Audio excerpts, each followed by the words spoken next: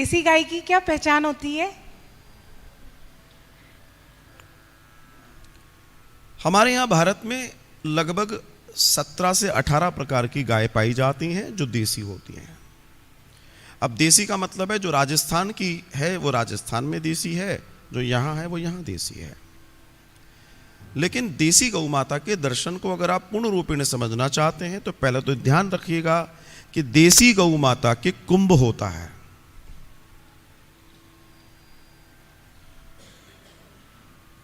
पहला दर्शन, देसी गौ माता को ऐसे सींग होते हैं। दूसरा दर्शन, देसी गौ माता की जो ये कंबल है गले के नीचे काफी होता है। देसी गौ माता की पूंछ लंबी होती है, उसमें झाड़ा होता है। देसी गौ माता में हिंसा नहीं होती। देसी गौ माता का जो दूध होता है वो A2 होता है, जो हमारे लिए लाभदायक है। A1 दूध हमारे लिए पॉइजन है, जो जर्सी में गाय पाया जाता है। जो जर्सी में गाय पाया जाता है वो A1 होता है, पढ़िएगा।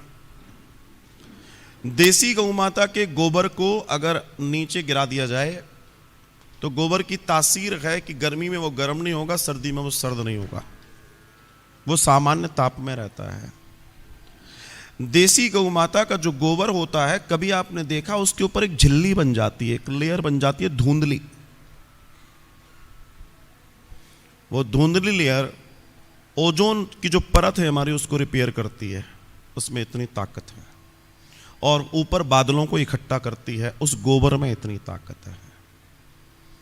जो देसी गौ माता में कुंभ होता है उसमें सूर्य नाड़ी होती है, जो सूर्य से ऊर्जा लेकर अंदर इनेल करती है, और इसी कारण उसके दूध में स्वर्ण पाया जाता है, पीलापन होता है, जिसको स्वर्ण कहते हैं। देसी गौ माता में 33 कोटि देवताओं का वास है। देसी गौ माता का दूध आपके लिए अमृत है। देसी गौ माता गंदगी में नहीं ठहरती। जर्सी कितनी भी गंदगी में खड़ी कर दो खड़ी हो जाएगी, भैंस कितनी गंदगी में खड़ी कर दो खड़ी हो जाएगी। देसी गौ माता को गंदगी नहीं चाहिए, वो मक्खियां भी नहीं पसंद करती, हाइजीनिक है, वेद लक्षणा है। तो देसी गौ माता का यह दर्शन है। देसी गौ माता में दूध आपको बहुत ज्यादा नहीं मिलेगा, लेकिन जो मिलेगा वो अमृत की तरह मिलेगा। इसलिए देसी गौ माता, जब आप गौदान भी करते हैं तो देसी गौ माता का किया जाता है।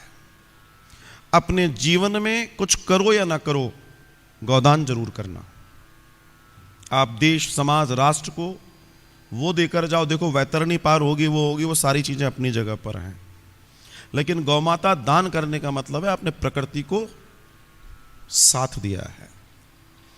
जब आप गौमाता दान करते हैं तो कई बार ये होता है कि हम जोड़े से भी करते हैं, लेकिन शास्त्र में जोड़े वोड़े का कोई दर्शन नहीं है, इंडिविजुअल है, पत्नी की अलग।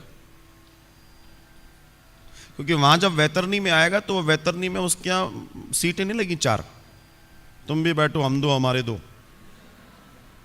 जिसने दान की है उसी के लिए वैतरणी में गौ माता का दर्शन है। तो हर एक व्यक्ति अपनी यात्रा करेगा तो उसको अपनी गौ माता का दान करना है।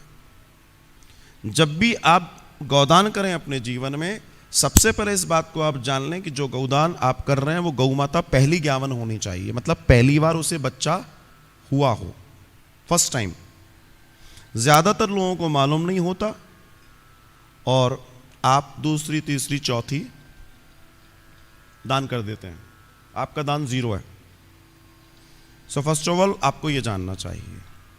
दूसरी बात, जब आप गौ माता का दान कर रहे हैं तो वो दुधारू हो, मतलब उसको एक बच्चा या बच्चिया जो भी हो वो होना चाहिए, वो स्वस्थ हो, एक्सीडेंटल ना हो, अपाहिज ना हो, इस बात का ध्यान रखना चाहिए आपको। जब गौ माता का दान करते हैं तो दान की महिमा बहुत बड़ी है। आप दुनिया के हजारों यज्ञ कर लेना, लेकिन अगर गौदान नहीं किया तो कुछ नहीं किया, लिखा है। पहले तो जब गौदान करते थे तो उसके साथ भूमि का दान, गौचर भूमि का दान, बहुत सारा दान होता था। और चूंकि अब वो नहीं हो पाता।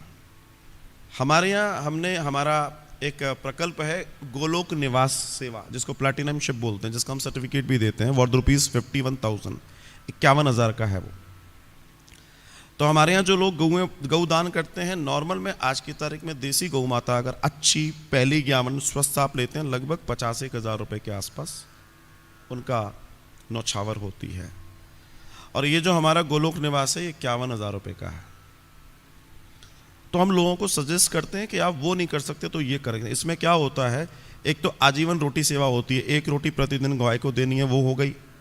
21 फुट भूमि का दान है उसमें, क्योंकि गौ माता जितने क्षेत्र में खड़ी होती हैं वो 100 स्क्वायर फीट होना चाहिए, 10 बाई 10 नहीं कर सकते, 21 फुट तो कर ही सकते हैं। फिर उसमें सवामनी है और ग्रीन चारे की सेवा है, ऐसे वो 51,000 होता है। वो हम इसलिए करते हैं कि नहीं कर पा रहे तो निमित्त तो कर सकते हैं, आपको करना चाहिए। क्योंकि हम गौदान जब करेंगे तो भूमि दान भी करेंगे, अन्नदान भी करेंगे, कम से कम साल भर का करेंगे या और चीज़ें करेंगे, तब जाकर वो कंप्लीट होता है।